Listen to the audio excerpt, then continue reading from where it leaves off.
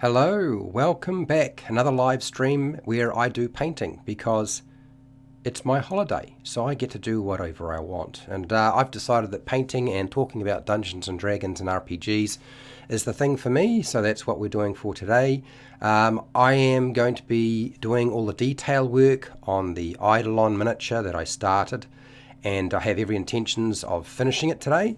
So my suggestion to you is, if you are tuning in, is grab some paints, some miniatures, brushes, paint along with me by all means. And if you're not into painting, ask me questions, and I will do my best to answer those questions in the chat. Now, the thing I normally have been doing in my live streams, I've been running a lot of polls, and I'm going to be running a poll specifically on this miniature, and we're going to be asking like the question of, you know, what eye color should it have? Like what color should that gem be? So I'm going to do that very, very shortly. But settle down and let's do this. Hi, welcome to How to D&D. My name is Fred Wheeler, and today I want to talk about Dungeons and Dragons while I paint a miniature. Although the focus is painting the miniature rather than doing the talking, I will certainly talk about Dungeons and Dragons and RPGs. So I have been painting the Eidolon possessed sacred statue. I'm partway through and I'm now ready to do all of the very fine detail work which I have sort of put off to last. And so that's what I'm going to do for today. I'm going to cover all of that, and then once it's done, we'll move on to the next one, because that's what we do. When you paint one thing, you move on to the next one, and we just keep going with that. I'm going to run a poll at the same time today. I'm going to be running this poll. What color do you think the Eidolon's gem eye should be? I have given you 4 different colors that I think are suitable, and I want you to vote. I will do the eye last while I do everything else first, obviously. How's it going? Oh, I almost lost you. How's it going there, Gabby?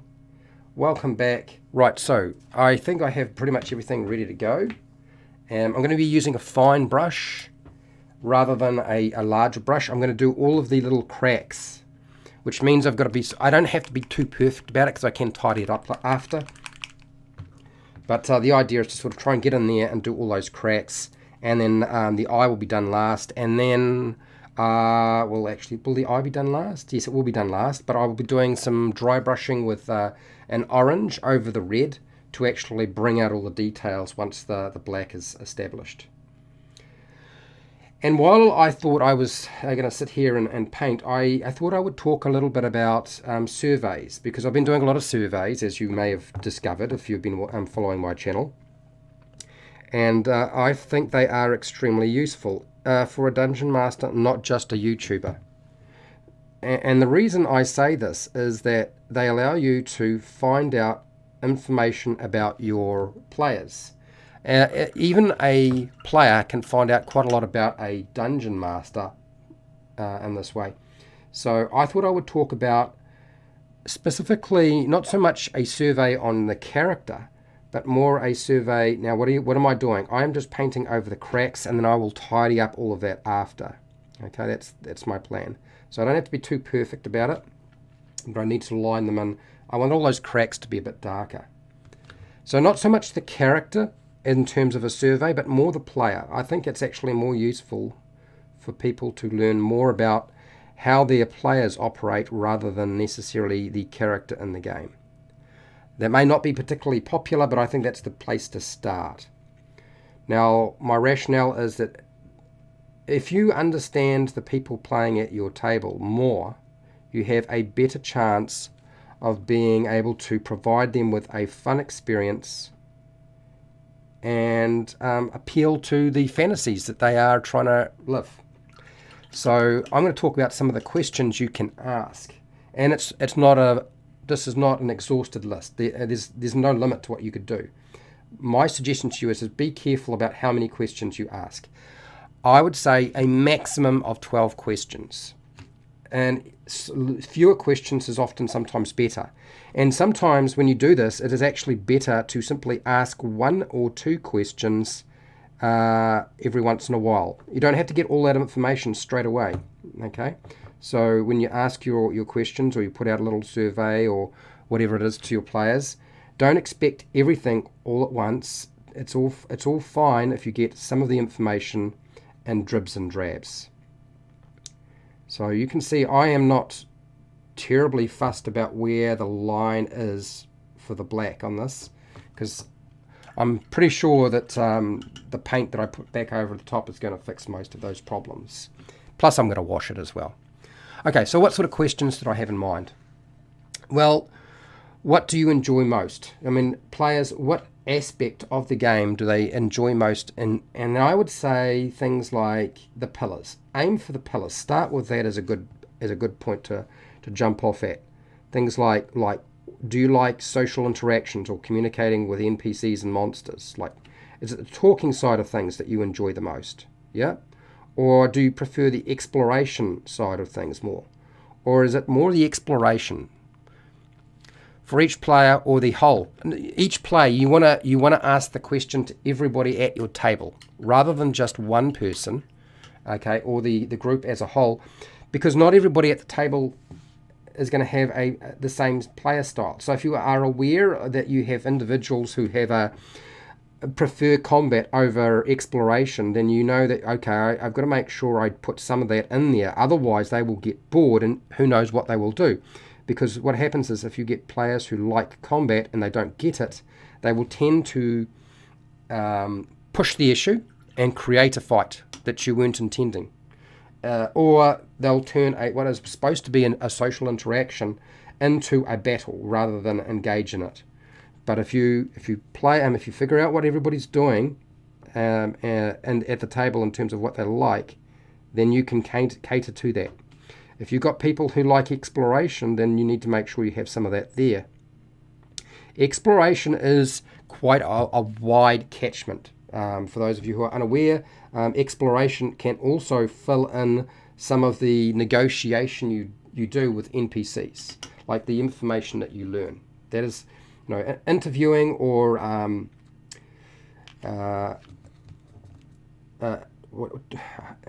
interrogating. I was going to say torturing. That does happen, right? That's all part and parcel of exploration as well, to a large degree. Often when we get involved in social interactions that don't have sort of necessarily a goal at the other end, that's not so much an exploration process. Does that make sense?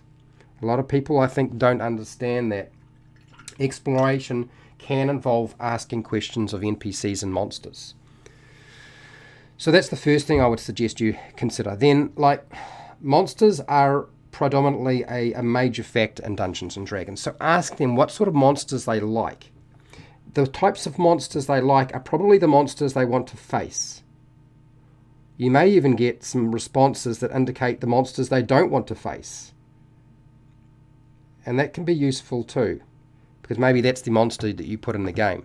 Maybe that's the monster they fear. But maybe that's not the reason why maybe it isn't that they fear that monster.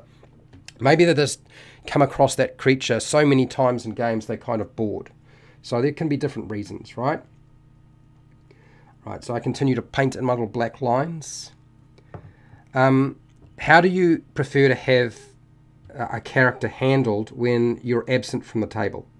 Now, I don't mean everybody else's character, but your own character. Like, if you are absent and your character can't be there, or you can't play your character, do you really want somebody else to play your character, or would you prefer that the character go off and do something else while you're away because you were unable to make it because you had a dinner date, or maybe you had something at work you had to complete? For whatever reason, maybe you were sick. So what do you do with their character if they aren't able to be present? Very, very basic questions, but all extremely important for ensuring the continuation of your campaign and your group. And everybody's going to be slightly different, and so you may find that the group as an overall comes to the same agreement about how they're going to deal with everything, but sometimes they won't, depending on how well they know each other. Really good friends tend to sort of trust each other to play their characters. Some people don't care if the character dies while it's under control of somebody else, and it's not a big concern. I've come across that many, many times, but not everybody feels that way. Some people feel robbed and get a little bit angry. So it's always good to find out how people want to deal with their character not being there, or being there if they aren't able to actually play the character themselves because they're away. Another thing that I would suggest discussing, and that is, do you want to run a business? Do you want to run a business at some point during the campaign? A lot of people like that idea. The same sort of question around mounts, you know. Do you want to have a mount in the combat situation, or just a mount in a non-combat situation? Often you'll find, I mean, dungeon masters usually prefer mounts to be non-combat focused, and players usually prefer it to be the other way around. I find generally, but you know, asking them if there is some sort of mount. Now, the reason why I say this is there is nothing wrong with using something other than a horse. Like, given the right situation, camels, elephants, okay, they can all be options. Even an elk or a deer, I suppose, depending on how large the creature is and how big the characters are, they can all be potential mounts. And remember, mounts are quite often the purpose is to get from A to B, right? Very simple. Hello, Pale Rider. How you doing? Whoever doesn't show up, their character gets used as the 10-foot pole. Oh, yeah, okay. That'll go down well. I can see why you've got the rolling laughter there. To be fair, I've had people do that in games, and some people get the joke because they often wind up dead, and then they come back and we're like, but it's all right. Your character died, but we brought it back to life, okay? We decided it was going to be the point person, and putting the currently absent wizard player in the front line is hugely funny for everybody else. But if you're going to do that, make sure you bring them back to life. And that's what one of my group did quite some time ago. I'm not suggesting that you even consider that a viable option, but these things do happen sometimes. I find my friends take great joy in doing things with my character that I wouldn't want to have happen. So often when it comes to myself, I don't like my character continuing to play while I'm not there. It just goes off and does something else for whatever reason. And I don't really worry too much about story reasons, but that's not really the point of this discussion anyway. The next thing I would say, you know, things like strongholds, have a discussion about mounts, strongholds, followers, things like that, particularly for high-end games. But I'm saying I specifically pulled out mounts and businesses because they are things that can come up when you're playing from a level 1 through to 10. Although a business is probably going to be happening sometime after level 6 when they've got enough money to do it. Do you know what I mean? Unless you're actually giving them the business for free. You're probably going to find yourself in a situation where they just won't have the money until they're about level 6. Mounts are a bit different. They can probably get hold of mounts pretty quickly. And even a mule can act as a mount. It doesn't have to just be the pack animal. Broken Tram, hello. Hi, I am gearing up to run Curse of Strahd. Okay, and your videos have been a big help in preparing. Thanks. You are welcome, Broken Tram. Do you have any questions that you would like to ask that I have not answered in videos on the Curse of Strahd? Because if I'm able to, I will try to answer them. I am quite willing to do so. I might be talking about surveying players' opinions and desires and interests, but I'm quite happy to answer that kind of question if you'd like. Well, there are a lot of cracks in this miniature. They're all over the place. Which means I'm definitely going to have to rely on wash. How are we doing with the eye? I can see the votes are starting to split a bit.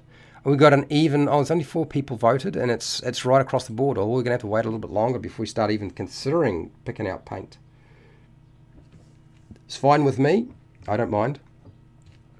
Now, I suspect I won't be able to pick out every single crack. I'm probably going to miss some of them. I might even wind up painting in a crack that isn't even there. That's entirely possible. So, back to our surveying. the player characters, unless somebody has a question about the Curse of Strahd that they would like answered. I'm happy to talk about the Lost Mine of Phandelver and Dragon of Icespire Peak if you want to too. I don't know that there's anything else I can sort of help you with. Everything else I've run is sort of older adventures. I don't really like what I'm running a lot of the Wizards of the Coast adventures myself. So then the next thing is I'd say, like, ask them, do they like short adventures or long adventures? It's a very, very simple question. It's not hard to get an answer of, because most players can answer that pretty quickly. Now they can give you a fairly good idea of what they prefer.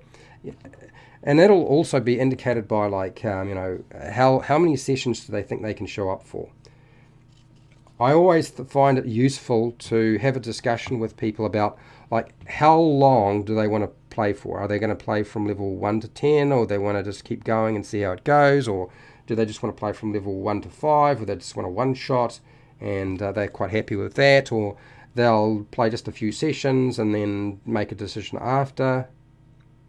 You get all sorts of answers like that, so still really useful information to have. So ask that question. How long do you want the adventure to be?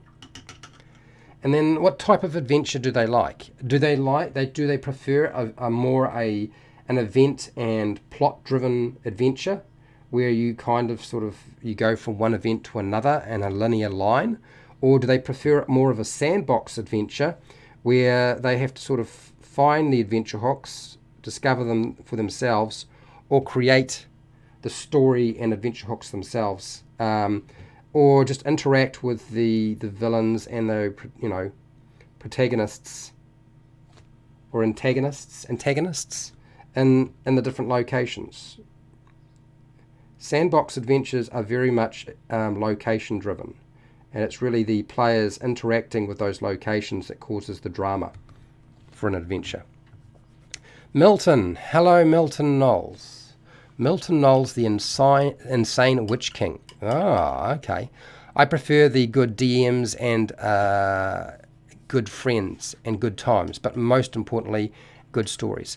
Yeah, look, I'm not saying that playing with friends is not a great situation. I think for a lot of people that's not necessarily the environment that they have, just because of a lot of the online play. Agent Smith, how's it going? Nice model, Fred. Where do you get the your models mainly from? Look, these are all WizKids Nolzur's miniatures, unpainted right now. Any other sources I recommend? I've found reasonably good success with the Reaper bone set, and I find there are some small companies that every once in a while put out stuff.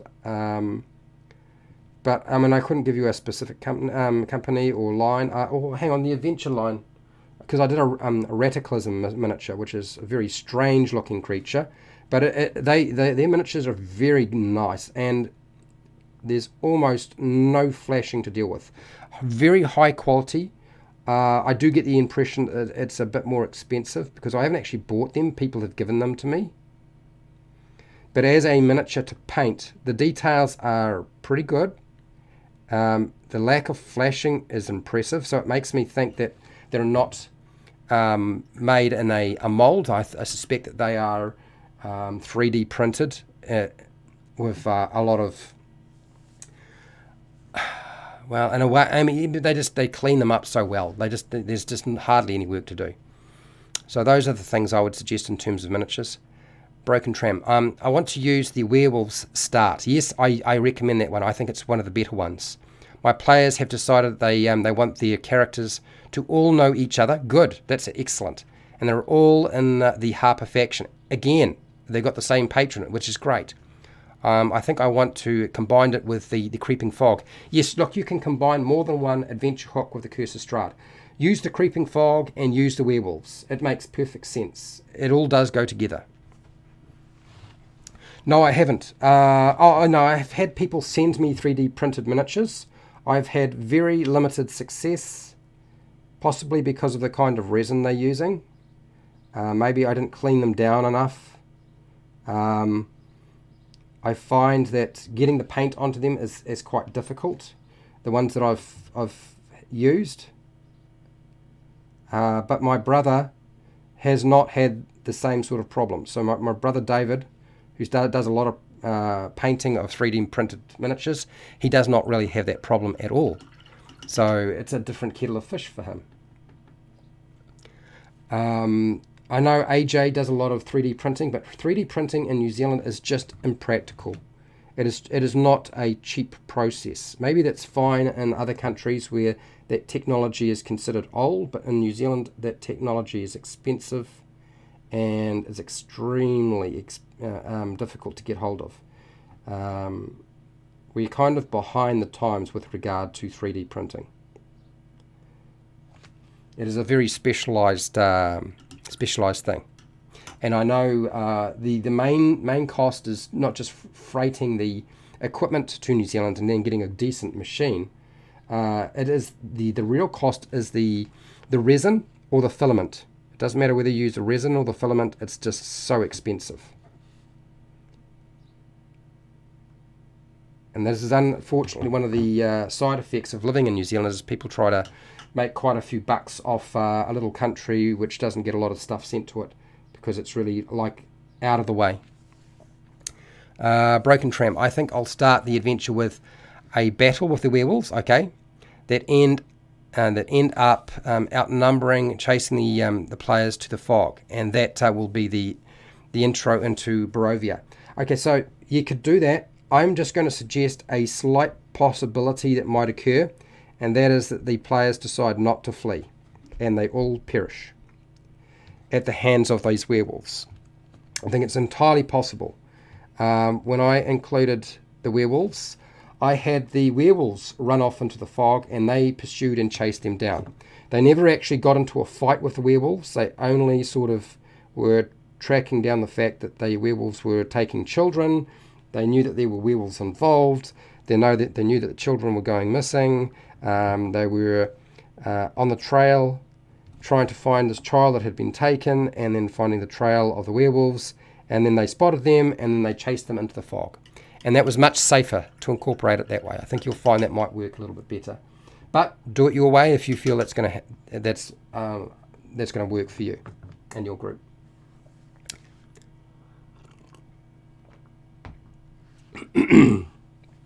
Yeah, I'm aware there's a lot of black lines on this this miniature. There's quite a few. Dear. What's this? Pig Pong 214. How's it going? Just put out some more paint. Right, what do you got here? As an expert Dungeons and Dragons player DM, is there a way? I wouldn't say I'm that. Is there a way you would try to salvage a campaign when a couple of members are bored with their characters and want to shelve the whole thing? Yes, easiest way. This is what I do all the time. I've put this in place. I know for some people it throws out their narrative understanding and they don't like it, but I found it results in campaigns continuing on. And that is, I just say, okay, you can rebuild everything on your character apart from the name and the gear it's carrying. You're bored? Fine. Change the race. Change the class. Change the feats. Redo all of the stats if you absolutely must. Just redo everything but the name and the equipment. And you'll find, seriously, you will find that people will continue playing the same character. I have found it to be highly successful, extremely popular, and it allows for those people who get easily bored, and there are people who do, to continue playing the same campaign without having to switch out and have new characters. It doesn't always work, but I find it does work pretty well. What do you got here, Milton? I just recommend you to a friend of mine. Ah, okay. What is your friend doing? Are they playing or a dungeon master? Kind of curious. Are they doing both? Oh dear. Someone was asking me, do I paint like every day? And I'm like, no, this is just because I'm on holiday. It's got nothing to do with anything else. What do you got here, Agent Smith? Fred, why don't you just put a wash all over the model? Well, I could. then just bring the red back. Yeah, well, I could do that. But I'm going to line it all in so that it's the crevices are darker than just the wash would cause. I mean, the wash will go into there, but I'm going to paint these all in, and then I'm going to go back over with some red, and I will wash it anyway, Agent Smith. But you do make a good point. It would certainly save a lot of time. But I find with a wash sometimes it doesn't always go into every single crevice that you want. So I'm going to paint in a lot of the crevices myself. I could have just painted the whole thing black and gone over red, but I find that when you do that, the miniature comes out very dark. So I didn't do that this time. And I'm also hoping that the black will help me find all of the raised areas when I dry brush the whole thing. Does that make sense? Broken Tram, great suggestion, thanks. You're welcome. All the best with your game. And yeah, trying to look. I think I did actually. I'm sure I said that in the video on the Curse of Strahd adventure hooks. So yeah, if you really need to sort of go back and check that stuff out, you can if you really need to. But I think you find that them chasing down the tracks of the werewolves and then seeing them and chasing them to the mist is the best way to go. Right, so we started. The votes are coming in quite nicely now. What do you got here, Milton? My friend is being a DM for the first time, so I'm hoping it goes well. Okay. What is your your friend's first adventure going to be? Are they making their own thing? Are they using Lost Mine of Phandelver? Is there some sort of other preference that they have? Kind of curious. While we're waiting for that, and I'm painting, I'm going to talk about this player survey that I was discussing. So ask them, are there magic items that they would like to find in the game? I'm not suggesting that if they say, I want to find a Vorpal sword or a Holy Avenger, that you stick a Vorpal sword or a Holy Avenger in there. What I'm saying is, now you know what they are interested in, and then you can go from there. I'm not really big or hot on magic items myself, so when somebody asked me this question, I really didn't care. And so it was hard for me to answer. You will find that some players just don't really care about that sort of thing. I know that sounds strange, but there are players who just do not care about any kind of magic items whatsoever. They're quite happy to play the game without any of that. Agent Smith, what do you got here? Fred, do you have a homebrew Dungeon Master screen? Yes, I do, Agent Smith. I do have a homemade Dungeon Master screen. It is cannibalized from the Dungeons & Dragons 4E Dungeon Master screen that I no longer needed. And I've put in some new panels based on what I thought I needed at that time. I don't really use that Dungeon Master screen anymore. I've got a different one that I've used in the past, but I'm not playing in person, so it doesn't really matter. What does it look like? I put a video up. So if you type in Dungeon Master screen on my channel in the search bar, you should be able to find the homemade custom one. I think there was a point where everybody was putting up their custom Dungeon Master screens and they just make a video about it. I did the same. Very much copying from everybody else, but I knew I had my own, so I thought, okay, well, I'll show people. Lewis, how's it going? Whoa, I have no clue what this thing is. Okay, so this is the Eidolon Possessed Sacred Statue. You've never heard of it? It's on the front cover of the Advanced Dungeons & Dragons Player's Handbook, 1st Ed edition. And I kind of talked about this in far more detail yesterday. It gave people a bit of a history and an idea of the artwork that it was originally from. So yeah, I don't want to talk about that again today because I did that yesterday. So I won't say too much about it. What's this, Milton? I don't know what events are in particular, but eventually we're going to go down a mine and it's going to be officially It's going to be difficult, but I'm not too difficult, hopefully, he said. All right, so he's got a mine of some kind. So he might be using Underdark. He might be using his own mine. There are plenty of mine maps out there, so and plenty of schematics that he could have copied. So, okay, all right. Well, I guess you'll find out, won't you? Find out. He's trying to keep it a bit of a surprise for you, obviously. Or he, she, I'm not sure which one it is. Pale Rider. First level player. I would like to find the Sword of Cass. Yeah, okay, all right. Or I would like a deck of many things. Like I can't count the number of times that I've had players say, I would really like to find a deck of many things. I don't want to use it till the end of the campaign, but I definitely want to find one. And often they are perfectly aware that it will probably end their character, but they still want to have one as well. It's like a rite of passage, drawing cards from the deck of many things. Okay, so where were we? I'm going to have trouble keeping up with everything. I want the best magic item, a ring of talk with plants or something, so I can talk with animals, a bag of holding, okay, and unless things come from the bad guys, I can collect them along the way. Yep, absolutely, Milton.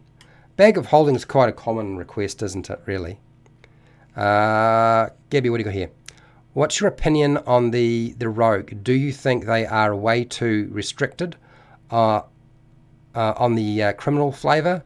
What are some of brand rogues you have seen or used in NPCs? I think that the problem with the rogue is there's only the traditional rogue, which sort of steals stuff and so forth, is often viewed as the go-to, right? And that certainly could be a way of sort of thinking about it. But there are so many different types of rogues. You've got the smuggler rogue, hand solo, right? You've got the rogue who's actually less more of a rogue and more of a trying to save artifacts. That's Indiana Jones. I mean, you could say no, they're not rogues, but I do think they're roguish. They are rogues of a nature. Indiana Jones has got a lot of skills, and that's what rogues have. And I think as long as you understand that. Remember, Indiana Jones has got a whip. It's not like the whip does a lot of damage. It's because the whip is used in such a way to secure somebody and deal with vulnerable parts. I mean, you look at how Indiana Jones is built. He can't be hitting that hard. He looks like he's hitting hard in the movies, but he's not really hitting that hard. He's just not that big a person. No, he's hitting them in the right place. So I would say Indiana Jones. I would also say the likes of the Tomb Raider, Lara Croft. Also very, very roguish. Lots of different skills. Obviously, you could say it's... And Lara Croft is made up of many different classes, as you could with Indiana Jones. Does that sort of give you an idea? When I think rogue, I actually think more somebody who's dealing with artifacts. So an archaeologist would be a rogue. Does that make sense? Maybe a rogue with a sage background. Not necessarily, because there is a background for archaeologists now that you can get access to if you really wanted to. Right. Kind of struggling with my black paint here. I'm going to hit the eyeball on the other side that isn't going to be coloured today. For those of you who are wondering what's going on here now. I'm going to use the Owlbear Brown. I'm actually going to paint in where one of the gems was ripped out. And there we go. So I'll do that, and then I'm going to do a light brown on top of that, for those of you who are wondering. Okay, so what do you got here, Milton? I made a Tiefling blacksmith. Okay, yep. Raised by dwarf parents, and a friend of mine wanted to go into the backstory. The DM came up with the rest. Yep. So, rogues can take on many, many forms. Not just necessarily one. And a little bit of brown just along that section there. Fill that in. Alec, hello Alec, how's it going? Harper's does a lot to benefit the rogue background, or Robin Hood. Yeah, Robin Hood, yes, is a really good example of a rogue. Yep, absolutely. But spies, there's your rogue. They're not necessarily just stealing everything. They're collecting information for a very specific purpose. So there's a lot of ways of doing a rogue. If I think of some more, then I'll throw them out there. But I think people have sort of done a pretty good job of highlighting that rogues can do many, many things. They're not just stealing your stuff. And we'll come back to that in a second. Where was I with my black? There. Cool. All right, so I need a drink of water. I'm going to lose it otherwise. Another question to ask your players is consider the locations. Is there like a location they would like to explore? What types of locations do they want to go and check out? Some people don't like exploring underground and caves and dungeons, and maybe you need to give them some more overland stuff. And then your dungeon would be more a ruin that maybe not quite so large. A lot of people like the idea of adventures where the architecture of the environment they explore is based on reality. I often do this myself. So that means that the structures they explore are not nearly as vast and complicated, unless you're dealing with the sewers under Paris, or catacombs or things like that, where they're quite extensive. But ruined buildings, there's not going to be that many rooms. They are often quite small, and large sections of them will be broken away. So you don't have to come up with anything too complicated. So locations are pretty good as an option. Whoops, a bit more paint than I was hoping, but we'll just dab that off and draw along there. Man, you can see just how many cracks are on this thing. I mean, I suppose you could say, Fred, you've drawn in more cracks than there actually are, but actually, when you start looking at this thing, the number of cracks that are sitting on this thing are just significant. If I washed it, I would never get them to all come out. They would just not show up. I'm sure of it. Some of them are just not deep enough. So, yes, doing my very, very best to pick them out as best I can.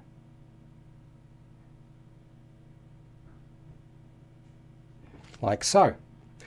Next, after locations, I think one of the things I've found with my group, and you need to ask this question of players, is do they like puzzles? If people don't like puzzles, don't put them in.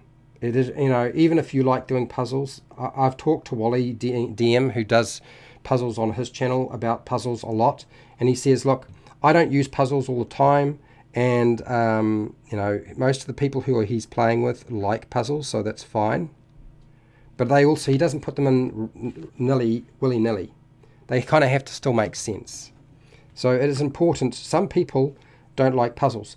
My group, who are actually made up of some very, very bright individuals, it's fine to give them puzzles if we're playing in person. But over the internet, on Zoom, not a good idea.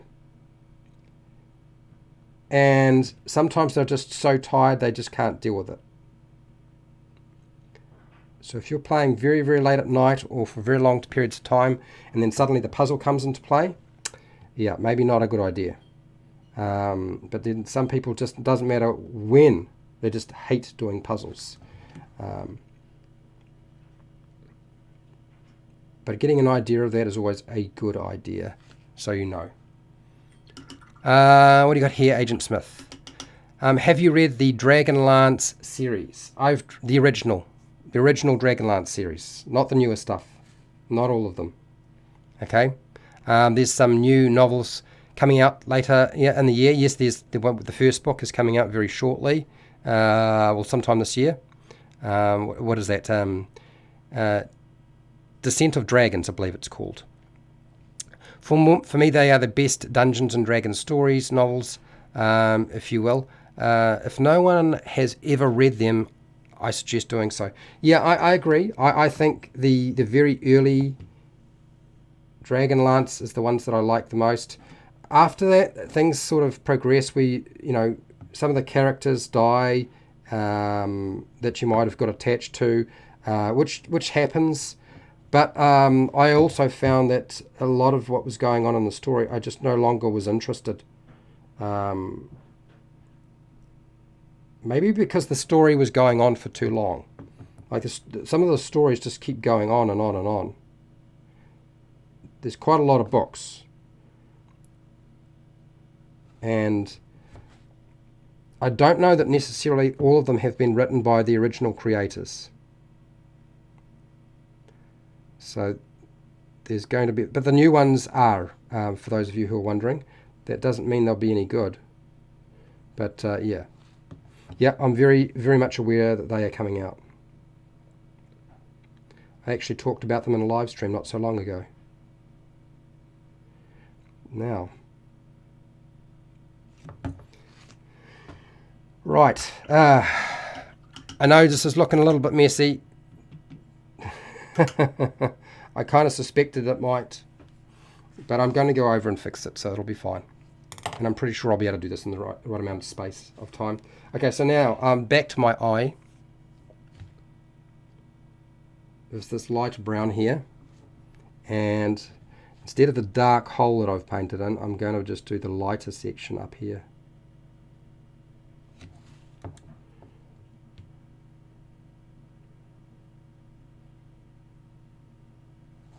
Is that right? Yep, slight differentiation. That's exactly what I was after. Milton, what do you got here? If it's not too forward to ask, what is your favourite type of character to play? Mine is a sorcerer, but I'm trying a fighter. They will be made the subclass of Eldritch Knight.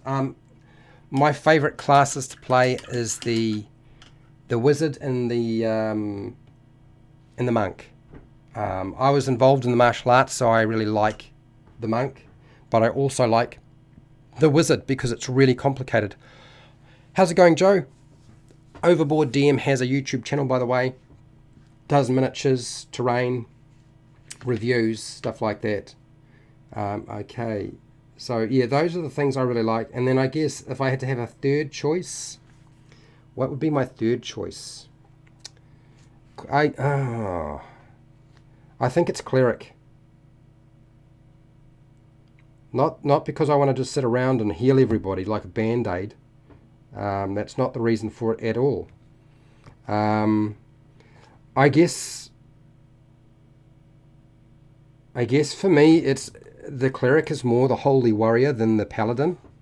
I know a lot of people really like the paladin because the 5th edition one is so beefy. But I do like the cleric. Although with all the changes they're making to the other subclasses, it's almost no point having a cleric, frankly. Oh look, we've got a bot. This bot has got a green marker. Let's go for Mr. Bot. Let's get you.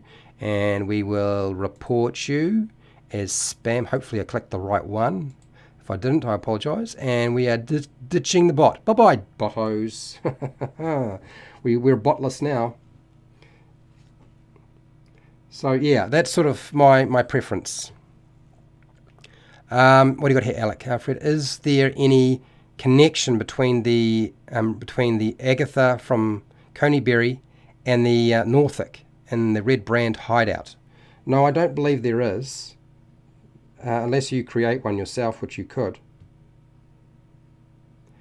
Agatha's been around a long time, by the way, and has shown up in other source material. So when we talk about Agatha, and this is why really you don't destroy Agatha. Also, it's a banshee, right? Banshees, you don't destroy them. Send the War Beast, yeah, that's the one.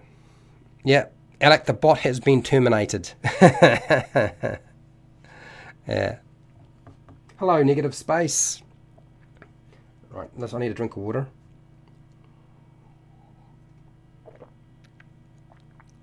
It probably was a Warforged.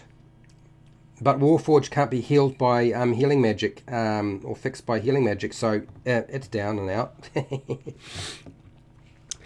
Maybe the Northic could be her husband. I thought of her husband dying separately from her, but I didn't think of this until after the Northic encounter.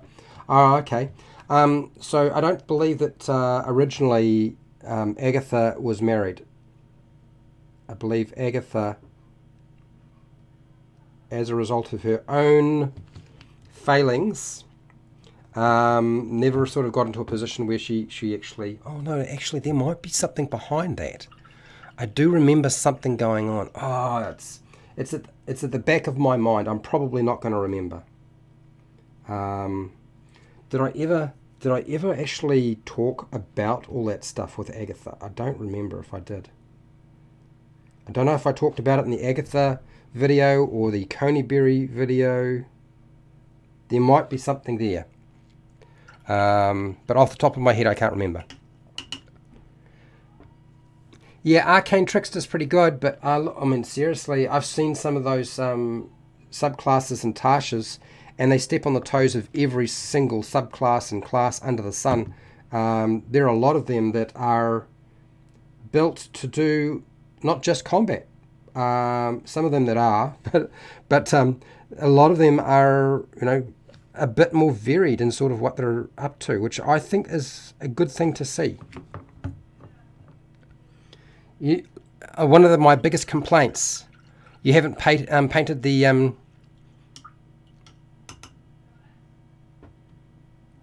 Eidolon statue. Okay, well, I mean, I'm painting mine now, or trying to. Where are we? There are so many little lines in this thing. All right, have I got most of the ones that I wanted to have them stand out? I think I have. I'll just deal with one little area, I guess, work my way to the next one. Kind of get sidetracked occasionally. Does happen when you're painting miniature, right?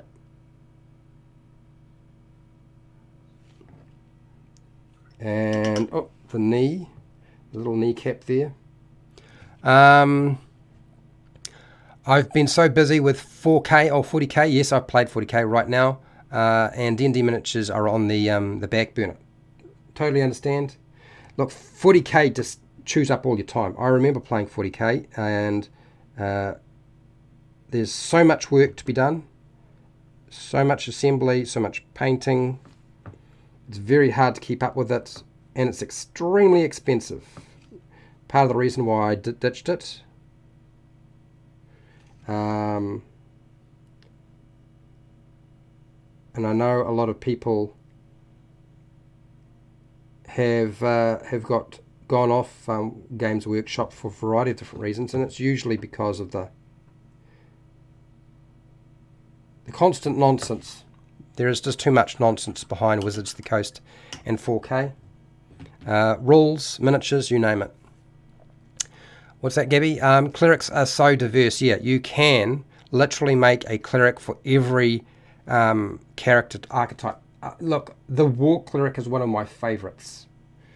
I consider the Peace Domain Cleric and the Twilight Domain Cleric to be stupidly overpowered. I've never seen anything like it before. But in terms of being versatile, well, yeah, it is. They put everything else to shame, those two. Oh.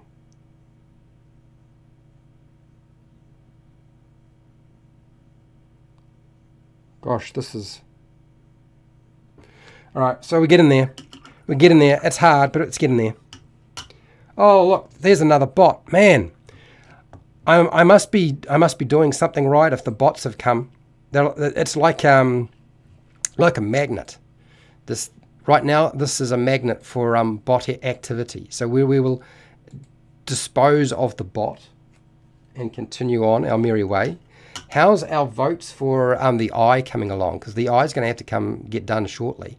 So green. I'm so glad you guys selected green, because I suspected that green would be a better choice than red, blue, or purple. But we're not done yet. We will keep that poll going for a little bit longer. Negative space. I made a bunch of homebrew stuff for my Agatha encounter. Cool. Good idea. Milton. My Australian friend has woken up, but I will try to be back. Not a problem. All good. Yeah, it definitely is expensive, 4K. Not as expensive as... Look, everything's expensive in New Zealand, but 4K is one of the biggest expenses in terms of gaming. It doesn't get any more expensive than that. It is the top end. River RPG does make a good point. Moloch is the depiction of the statue. So the statue, the Eidolon possessed sacred statue, is Moloch. I don't know an awful lot about Moloch, actually. So, but you're right, Rivers. So it's not actually Moloch, it's just a statue of Moloch.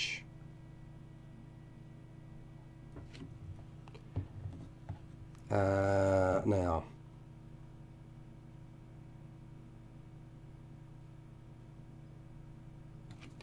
We are either making a mess or we're getting closer and closer. Blood for the blood gods, exactly. Yeah. A Fred homebrew class. The problem, look, okay, so the problem is for me with, I don't like subclasses. But I would be quite happy to rebuild the major classes. I don't know that anybody would be interested in that.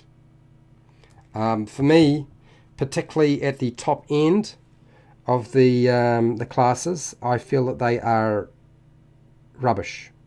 They just miss the point completely. If my changes would be so radical, I do not think that anybody could cope. There are times where I say things, do things, and see things that I want changed, and it just goes right against the current sort of trend. I think it would be beyond a lot of people's comprehension to actually deal with it. And I keep asking my patrons if they want me to do it, and they've said no. So I am presenting a series of videos to try to point people in that direction about what you would do with the classes. Apparently I'm too popular. I don't know how that's possible. I'm back, baby. Is Bender bending? Okay, right. Dear. I was meaning the bot slayer. Okay, would be your homebrew class. Yes, I am the bot slayer. Yes, AJ probably does have a video on Moloch, and yeah, you should definitely go and check out AJ's channel.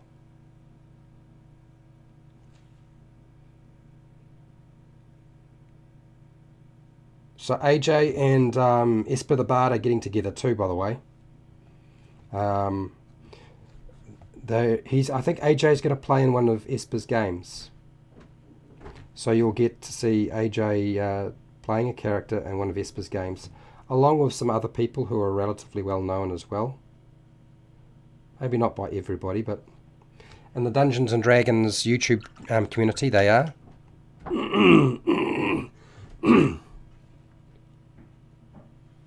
Right. There is a point where I'm going to have to accept that I can't get every single little crack, because there's so many. But I want to get the majority of them. Oh, all right. Okay, so now keep voting on that poll because the eye's coming up very, very shortly. Who's Agatha? Agatha is the Banshee in the Lost Mine of Phandelver. Now I'll say no more. Milton, what do you think about Tieflings? Do you think they are awesome or just awesome? I think that Tieflings are very interesting. I think that it's much better when a Tiefling actually has a backlash against them. That can be difficult for a player to role play because there are some significant drawbacks to that. But if you get a player who's willing to roll with that, I think that it can work quite nicely. It means that Tieflings have got to hide who they are. They can't just bravely walk the world and you know, because it doesn't matter if you say, I might have demon blood in me, but I'm not bad. It's very hard to sort of sell that to people, right? So I think hiding their identity is interesting. I think a lot of races that have to do that sort of thing make for a very interesting story and a very interesting character. So yeah, I like Dragonborn too. I like the races. I like all the different races. I think they're cool as long as they aren't just another carbon copy of everything else. They've got enough stamp to make them stand out. I think they are worth having. I don't think every race should be played in every single campaign though. Triton, I don't think it's like you should have that in every campaign. If you've got an underwater campaign, then have a Triton. Absolutely. Don't play a race that has to cast spells. Just play a Triton. Or a Sea Elf. Or something like that. Or a Grug. Or, a race that would actually live underwater. That makes far more sense than a human engaging in an underwater campaign. Negative space. The Banshee and Coneyberry in the Lost Mine of Phandelver campaign, and apparently in some other books as well. Yes, it is. There are other books that you'll find Agatha. All right, so it's that. It's that. I think. Oh.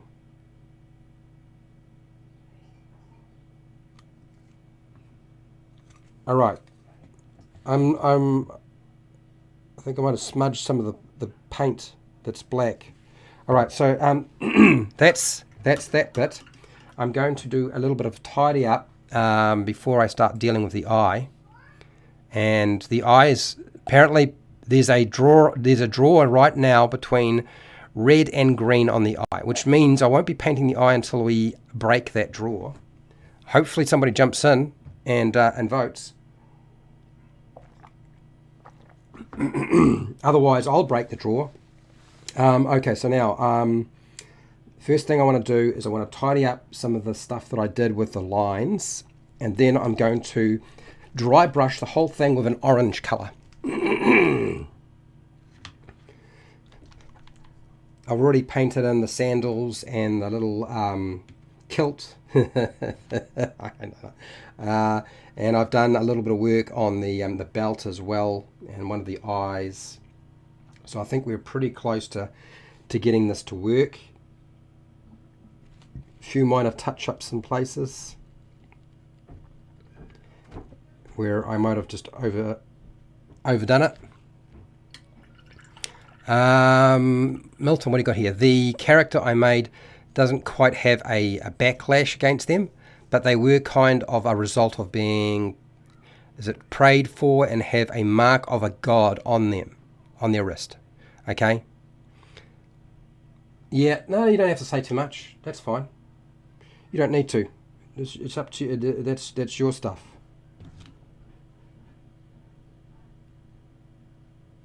All right, so that's there. This section here I've put a lot of paint on. But I'm pretty sure that the wash will fix a lot of that. There's just too much there, so I'll go over that just quickly.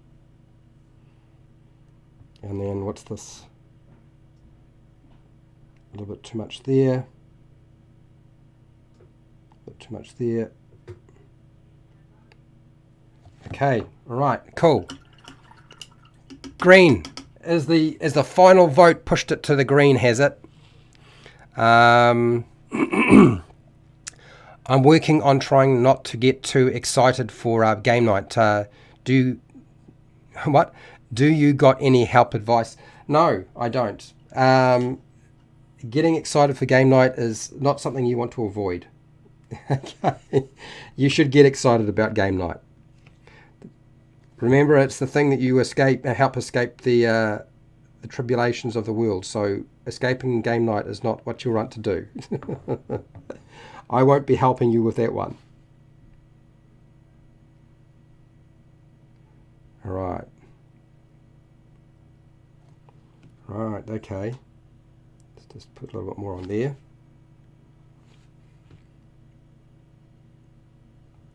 And tidy up there. I'm working on what's the scabby? How common were edgy characters throughout the history of D&D? Were they less, more, or much back in the day? Look, I think you'll find that edgy characters have always been around. They've always been around. In fact, some of the very first characters that get spells named after them, like Tasha and Mordenkainen,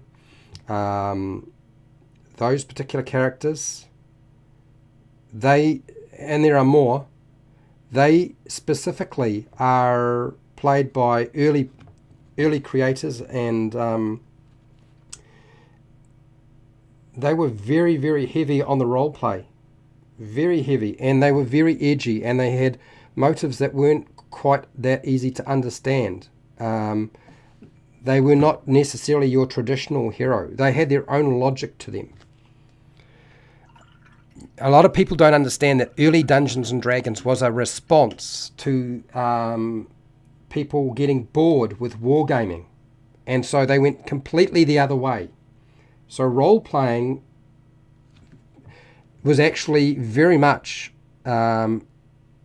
something they wanted to do, rather than just hack and slash, because they'd already done lots of that sort of thing before. That's not to say there weren't people who didn't like that sort of thing, but you will find that a lot of the early players that took part in the play testing with Gary and Dave were very much like that. And Gary used his friends, close friends, and his family to do a lot of his play testing. And then Dave Arneson, over the years, used a lot of his family, but also used a lot of teenagers. So, yeah.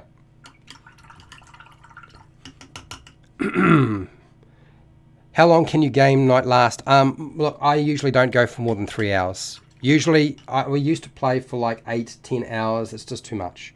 Okay, so now I'm going to hit it with this color here. No, that's the wrong one. What am I doing that? I've already been using that. Okay, I'm going to use this Rust Monster Orange. I'm going to go over it, and I'm going to dry brush as carefully as I can the miniature. And then the rest of it will be wash. But then once that's done, it is time to decide on the eye. And like right now, the battle for the eye color is just going at it. Look at this. It was green and now it's red.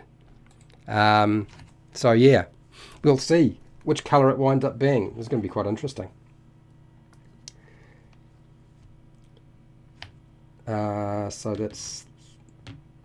So dry brush. Where is the paper that I was going to use? This is that one. I think it is. Yes. And then I need to get rid of that brush right now. Move to a larger brush. Till dawn. Yeah, well, I mean, everybody's game lasts different lengths depending on what you want to do. But most of us, I mean, I've got to go to work the next day. And so it's just not practical.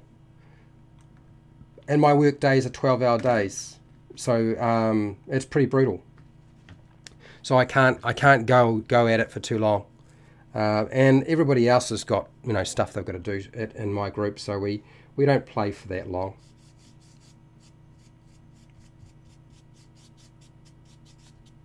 All right, so let's start off with the back and head.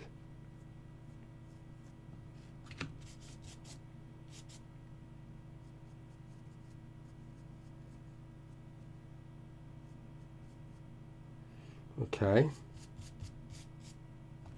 Maybe I'll go down to the leg. Back of the leg. Maybe I didn't put enough on. Maybe I didn't put enough on. Let's try it again. Struggling this time. Struggling to get it to work. Let's try a hand. Maybe that'll work better.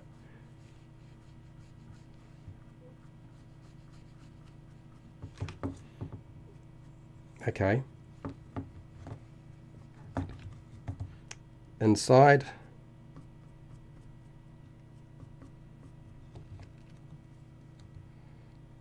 Inside of the arm.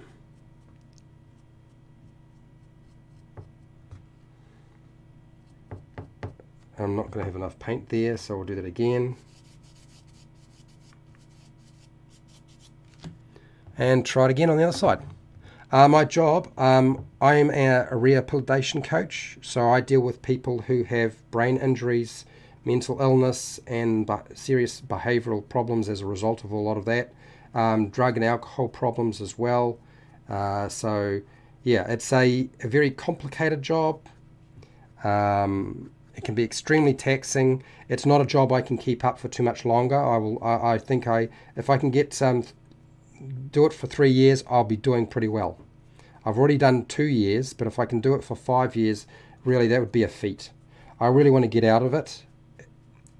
It pays reasonably well for the health sector, considering what's going on, but it is not good for your own health. It's very easy to wind up a patient there as well if you're not careful. So yeah, that's the sort of thing that I do for a job, is I work with them. So it's about, you know, trying to help them get on with a normal day-to-day life and get them involved in activities and do something with their time, rather, because they get depressed and stuff like that. So I do a lot of that sort of thing. And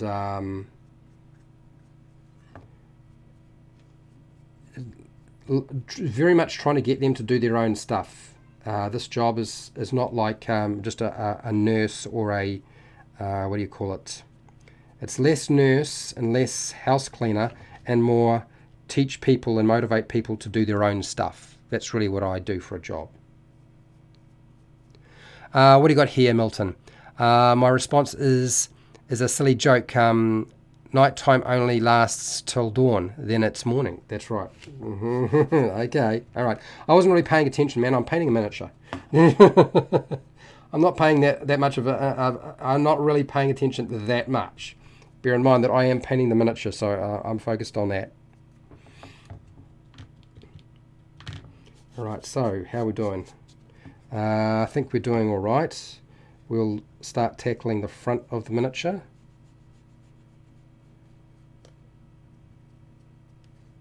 And just got to be careful not to hit the grey areas too much.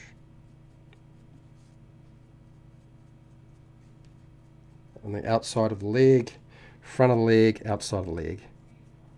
Not quite so concerned about the inside of the leg, maybe the back of the leg a little bit. Not a huge amount. Okay. Right, so I need a bit more paint, and I'll keep going with this. It's coming along. All right, so back to what sort of questions ask your players in terms of a survey. I would also suggest, like, how do you going to prefer to be contacted? Like, you know, email, phone, Facebook. People have their own preferred way of being contacted when you're running a game, and you need to ask them, like, what time and days are the best time to run a game. It's not like you can cater to everybody, because everybody can sometimes be different, but if they give you an idea, a ballpark of the different days and different times, it makes it easier to schedule everybody. I find I do a lot of scheduling for the Dungeon Master Roundtable, and I can assure you that scheduling is one of the hardest things to get right. But once you get it right, stick with it. Okay, so the face of this creature, this monster, we need to hit it with a little bit of this and a little bit of that, and that shoulder, inside of the arm a little bit more.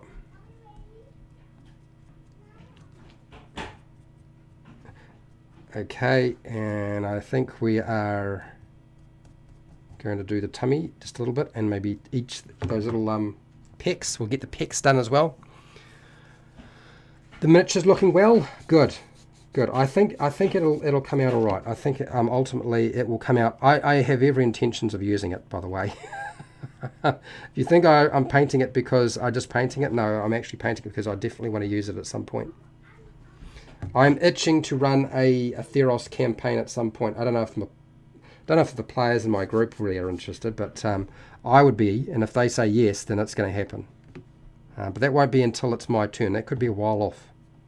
You might have to put up with a lot of player stuff, although when I do player stuff, it's not like everybody else's. So if you're a dungeon master, you might still find it useful.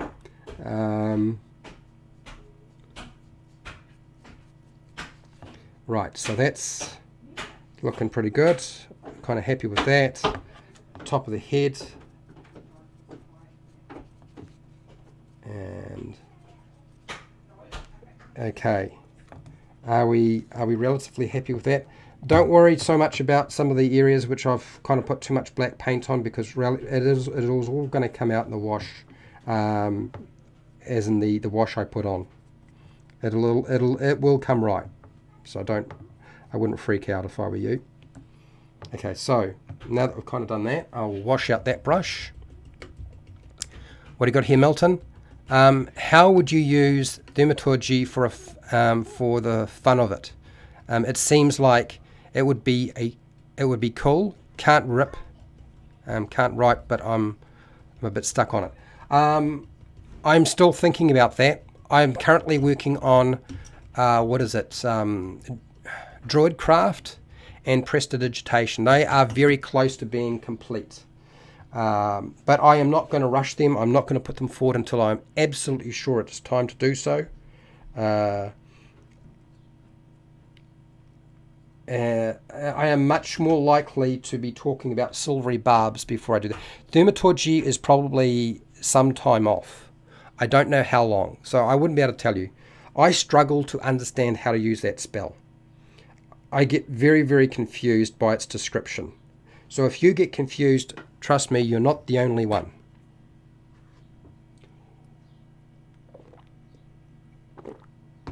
Just need to drink water. Otherwise, I'm gonna just disappear. Okay, so it looks like I'm definitely doing it red.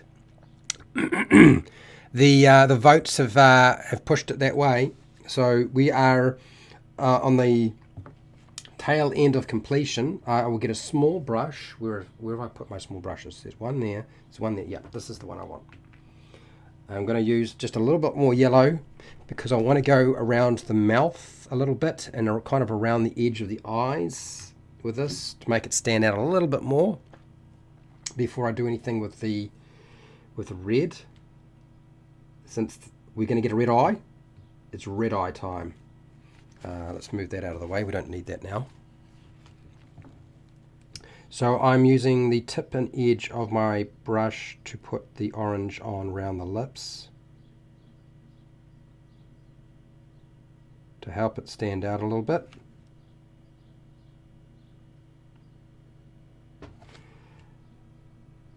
It's not a lot of paint, and it's probably not going to have, it's not going to be too aggressive in terms of its effect.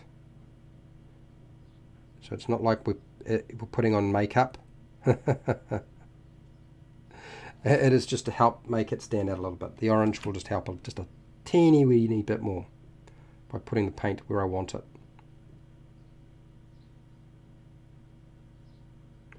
And then under the nostril, help define the nose. Do that again. Whoops. Just top that out a little bit.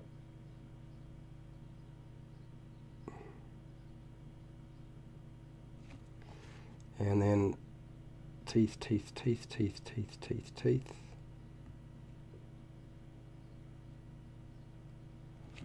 Okay, that's not too bad. That worked out all right. I'll go around the eyes as well.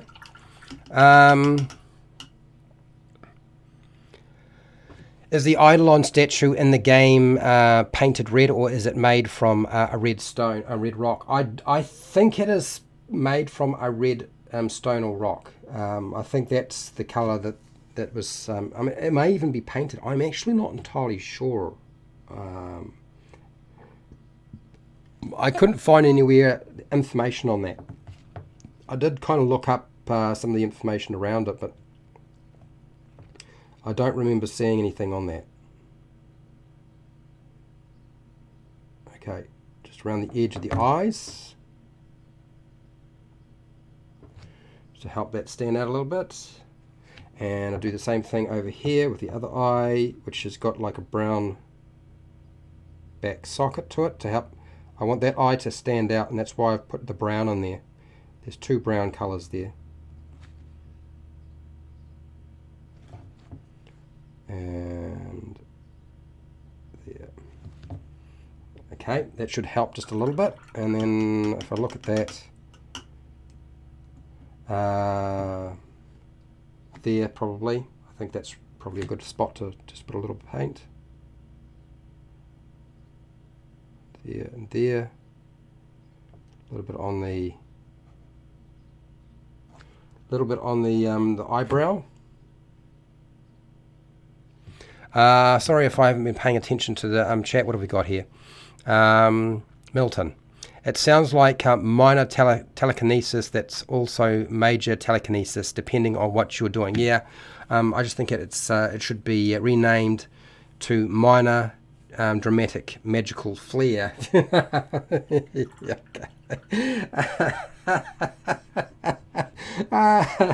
Yeah, okay, yeah. I ain't going to disagree with you. I know what you're trying to say there. All right. Okay, so maybe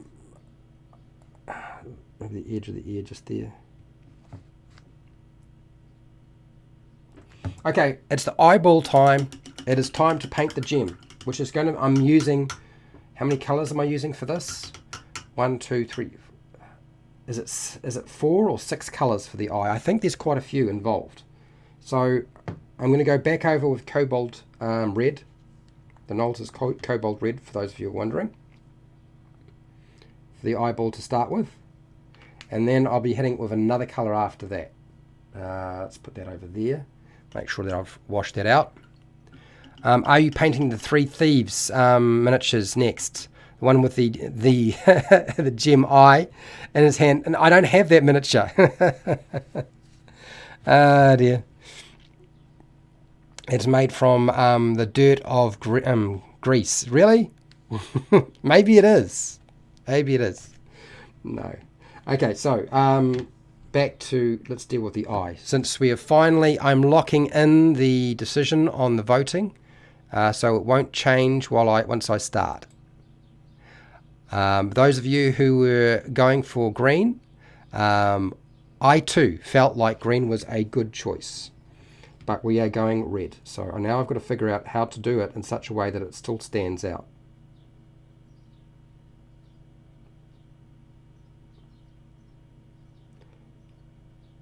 There is the beginning of the eye. It ain't red yet though, is it? No, it's not. Okay, so next on my cards, once I put that aside, I'll be finishing with that. We are going to be hitting it with the Cambion Crimson. So I will give it a shake, put that out, and we'll wait for that to dry just a little bit.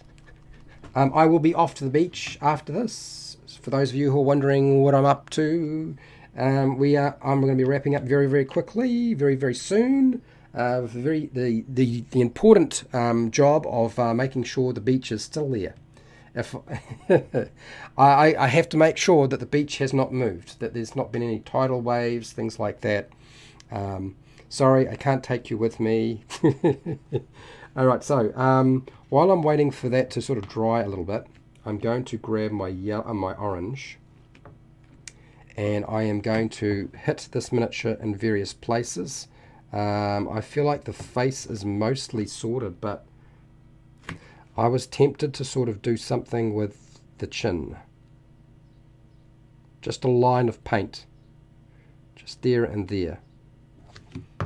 It's not much, I know. May need to highlight with pink. Yeah, the problem is with pink, I found the Nolzur's pink it's junk. This now this is one colour I will tell you now. This pixie dust pink that's a Nolzur's paint is utter junk. I mean, give it a go, but frankly, I found it just doesn't work very well. I'm much more likely to do it later on anyway. But yeah, I find that this pink doesn't really work very well. I don't know why. Maybe it's just how it is. Oh.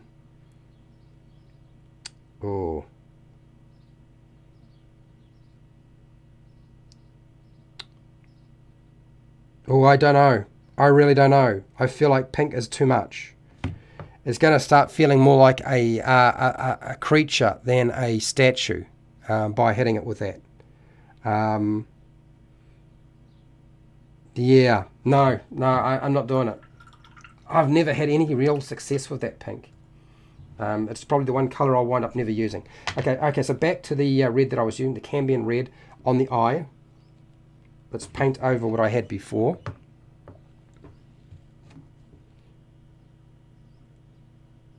Now you can see that doesn't really stand out at all, right?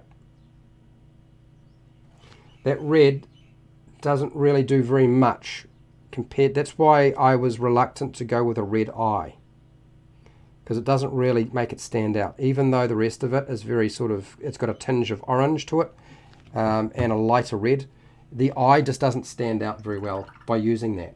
So this is why I was very reluctant to, that's why I put down so many other different colors as possible options.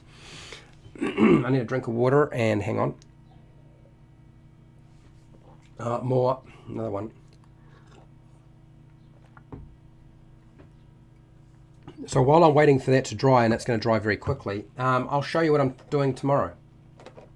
Oh, to let you know too, so this is the Yuan-Ti Anthemia, I think it is. I'm going to do this, I'm going to do later. I'm going to be doing this at 2 p.m. rather than 10 a.m. New Zealand Standard Time.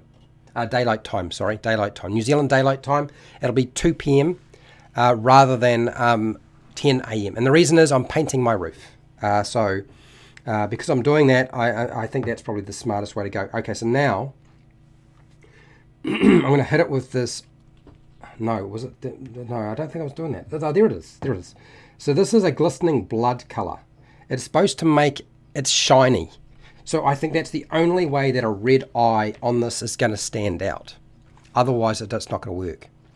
What do you got here, Milton? I stand by my vote of purple. Yeah, royal purple would look the best. It always does. Milton, I'm not going to argue with you. You put your vote in. Alec, what do you got here?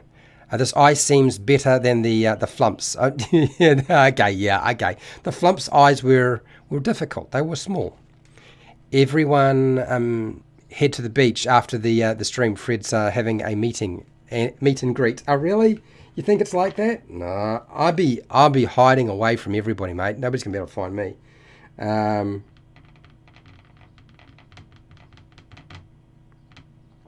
Okay, there it is. I've never used this paint before. This is the first time I've used glistening blood. It is the very first time. And so if it goes on and it works, great. What do you got here, Gabby? Not really. Their soils are red, or at the least the ones of the islands in which I have visited. Oh, okay, all right. That's related to the comment about Greece. Okay, good night, Fred. No problems, Agent Smith. I'll see you later. I will enjoy the beach. And yeah, I won't be doing any surfboarding. I've tried that. Yeah, painting my roof tomorrow. And I'll be using a roller. There's no way I'm using a brush. Cutting in with a brush, but I'm using a roller. Here we go. Here's the eye.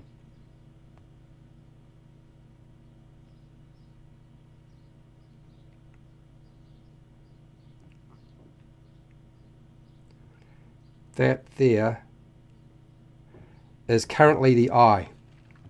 And that is as red and as glistening and as shiny as I can get it to be.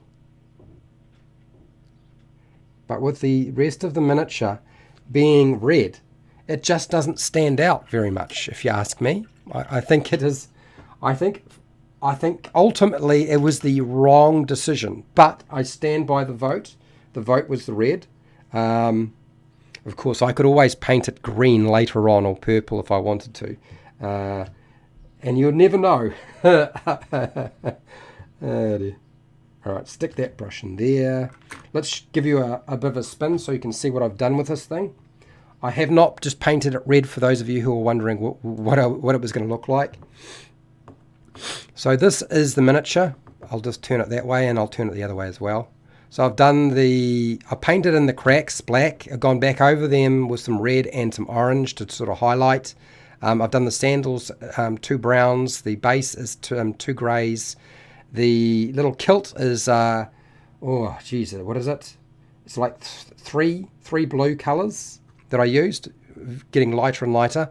One of the eye sockets is brown, 2 browns, to sort of, the one that had the eye gem pulled out. And then I used a lot of orange to highlight in certain areas so that it still looks like a red statue, ultimately.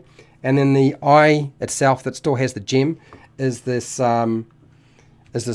glistening blood colour.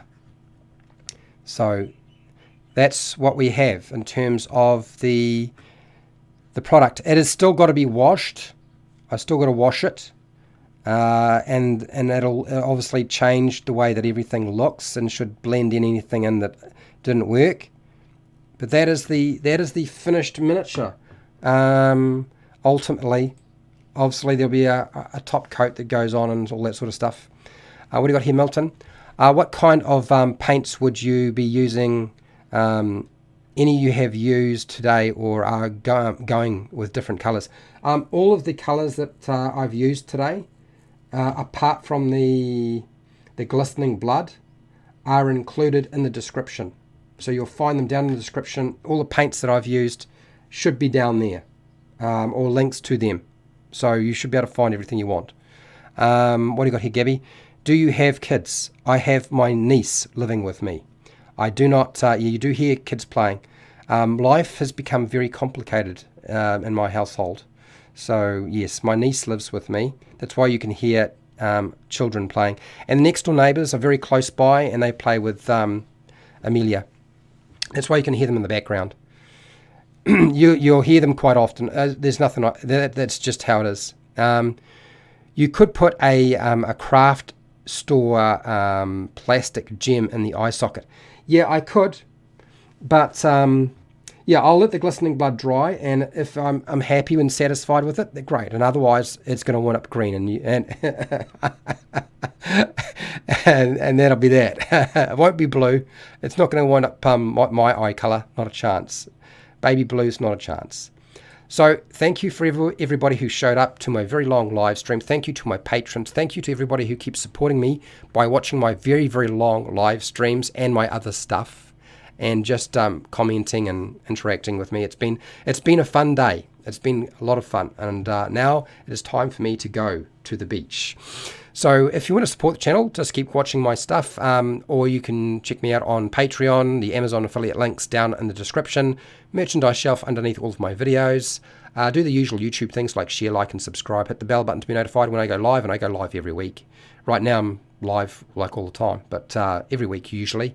And then I'd also put out published videos, and wherever you are in the world, whether it be the morning, the afternoon, or the night, or the wee early morning, please look after yourself, your family, and your friends. And hey, till next time. Oh, be nice to your neighbours. Don't forget that. Don't be nice to the neighbours. And hey, till next time, keep rolling those 20s.